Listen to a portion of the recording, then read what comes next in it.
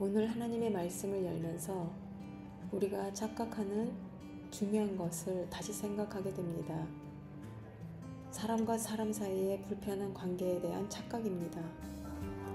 아무리 불편한 관계도 시간이 많이 흐르면 달라질 수 있다는 착각입니다.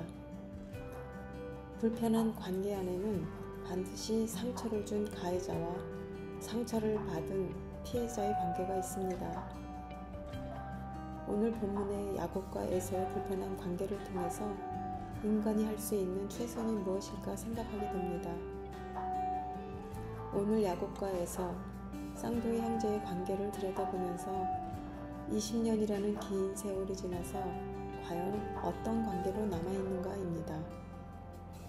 야곱은 타향살이 20년쯤에 드디어 하나님의 말씀을 통해서 집으로 돌아가게 됩니다. 그리운 아버지의 집으로 돌아가는 야곱의 마음은 얼마나 기쁘고 가슴 벅찼겠습니까? 그런데 오히려 야곱은 두렵고 근심에 쌓입니다. 그 이유는 아직 해결되지 않은 형과의 불편한 관계 때문입니다. 야곱의 속임으로 장자권과 축복권을 빼앗긴 형 에서는 야곱을 죽일 만큼 미워합니다. 그래서 야곱은 하는 수 없이 형을 피해 도망을 하게 됩니다. 어쩌면 20년 동안 잊고 살다가 정작 집으로 돌아가려니 이제서 형 에서와의 관계가 엊그제 일처럼 또렷이 생각나고 그 미움의 관계는 달라진 것이 하나도 없습니다. 결국 이 관계는 인간의 힘으로는 풀 수 없는 불가능한 관계인지 모르겠습니다. 하나님의 은혜로 지금까지 살아온 야곱이라면 가장 먼저 하나님께 도움을 구할 것 같은데 야곱은 그렇지 않습니다.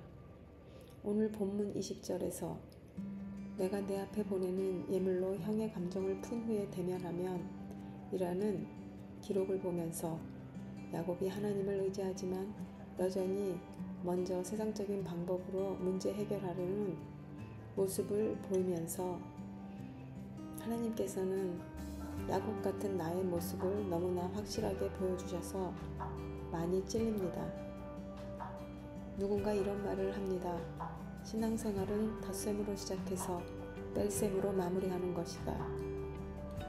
지나간 날 내가 처음 예수님을 만나고 신앙생활을 하면서 정말 신기할 정도로 많은 기도의 응답을 받으며 내 인생에 하나님을 통한 덧셈이 시작된 것 같았습니다. 그러다가 어느 만큼 시간이 흐르니 하나님께서는 내 인생에 뺄셈을 시작하셨습니다. 뺄셈 인생을 조금씩 경험하면서 자존심도 상하고 화도 나고 그랬지만 신기하게 빼면 뺄수록 내 안에 채워지는 자유함과 평안함이 있었습니다. 어쩌면 야곱의 지나간 20년의 삶은 하나님을 통해 덧셈 인생이었다며 오늘 에서를 대면해야 하는 야곱은 이제부터 뺄셈 인생을 시작하는 것 같습니다. 뺄셈 인생을 잘 하려면 겸손해야 하고 말씀을 순종해야 합니다. 세상에 태어날 때 제로로 시작해서 인생의 어느 순간인가 덧셈의 최고를 찍고 그 후부터는 서서히 뺄셈의 삶을 살게 됩니다. 어쩌면 이 세상 떠나는 날은 모든 것이 다 빠져서 다시 제로가 되는 날이 아닐까 생각해 봅니다. 가까이 아는 지인의 부고 소식을 접하면 제로에서 시작한 그분의 삶이 이제 다시 원점으로 돌아가 하나님 품으로 가셨구나 그런 생각이 들면서 내 인생의 뺄셈은 지금 어디쯤일까 궁금해집니다. 중요한 것은 하나님 안에서의 덧셈과 뺄셈 인생 같습니다. 하나님 안에서라는 의미는 하나님의 주권과 통치를 인정하는 삶으로 이 주권을 인정하며 믿으면 어디에 있든지 복된 인생이라는 생각이 듭니다. 당신 인생의 무게는 덧셈 쪽인가요? 아니면 나처럼 뺄셈 쪽인가요? 어디로 기울든 상관없습니다. 주 예수님과 동행하면 그 어디나 하늘나라이기 때문입니다. 오늘도 행복한 하루가 되시길 축복합니다.